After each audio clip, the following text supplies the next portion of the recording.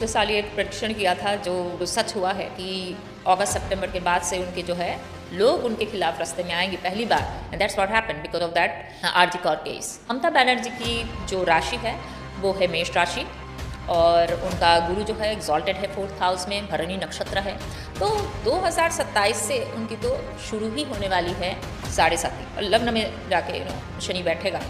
सो मेरा ये मानना है 2026 में, नेक्स्ट ईयर जब इलेक्शन आने वाला होगा, उस टाइम में वैसी परफॉर्मेंस उससे नहीं, मतलब तृणमूल से वो, she is the main candidate, she is the main leader. वो ऑब्वियसली ये सारा डिपेंड करता है कि बीजेपी की तरफ से कैंडिडेट कौन है। कि बहुत सारे लोग ये भी बोलते हैं कि ममता बनर्जी की कुंडली सही नहीं है, पर जो मैंने पिछले साल भी प्रेडिक्शन किया है कि उनके खिलाफ लोग रास्ते में आएंगे अगस्त सितंबर के आसपास। So that's all happened from that horoscope which I have actually analyse.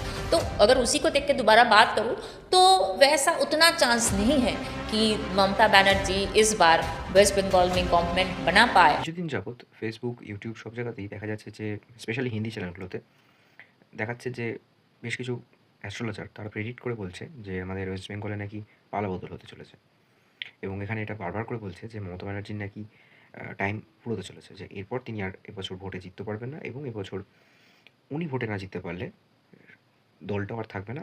তো 2026-এ মমতা ব্যানার্জির টাইম শেষ। মানে এটা ডিরেক্ট বলছে না যে টিএমসি সরকার কোলাপস করে যাবে এবং বিজেপি আসবে ক্ষমতায়, সেটা বলছে না। বলছে মমতা ব্যানার্জির টাইম খারাপ শুরু হয়ে গেছে এবং আর কোনোভাবেই সম্ভব না। এবার কথা হচ্ছে, আমি এই ভিডিওটা কেন করছি, যে হিন্দি চ্যানেলগুলো বলেছে কিন্তু বাংলা খুব একটা কেউ বলেনি। বিজেপি একটা হিন্দিভাষী দল। বিজেপি বেসিক্যালি ন্যাশনালিস্ট একটা রুলিং পার্টি, রিজনাল পার্টি নয় কিন্তু। তো আমি ধরে নিলাম যাদেরকে হায়ার করা হয়েছে এটা সম্পূর্ণই একটা পলিটিক্যাল এজেন্ডাকে বা পলিটিক্যালি বায়াসড করার জন্য এই অ্যাস্ট্রোলজারদের ইউজ করা হয়েছে। এখন তো নানা রকমভাবে এআই দিয়েও অনেক কিছু বানানো হচ্ছে। বেঙ্গলিতেও কিছু চ্যানেল দেখলাম তারা বলছে। তা এগুলো কি সবটাই ইলেকশন বায়াসিং বা কোনোভাবে পলিটিক্যালি এজেন্ডাকে ক্রিয়েট করার জন্য হচ্ছে? বিকজ এখানে যে হিসেবগুলো বলা হচ্ছে যে মমতা ব্যানার্জির স্টার পজিশন খারাপ, মমতা ব্যানার্জির এটা খারাপ, ওটা খারাপ, তার সাথে আবার কম্পেয়ার করে এটা বলা হচ্ছে শুভেন্দু অধিকারী নাকি রাহু এখন ভালো থাকবে, এটা ভালো থাকবে, ওটা ভালো থাকবে, 2026-এ আরও ভালো যাবে সময়। তো সেক্ষেত্রে নাকি শুভেন্দু অধিকারীর ভোটে জিতবেন এবং তার নাকি ক্ষমতায় আসার চান্স প্রবল রয়েছে। আমি কয়েকটা কথা বলি। 294টা আসন জিততে গেলে মিনিমাম 148টা লাগবে।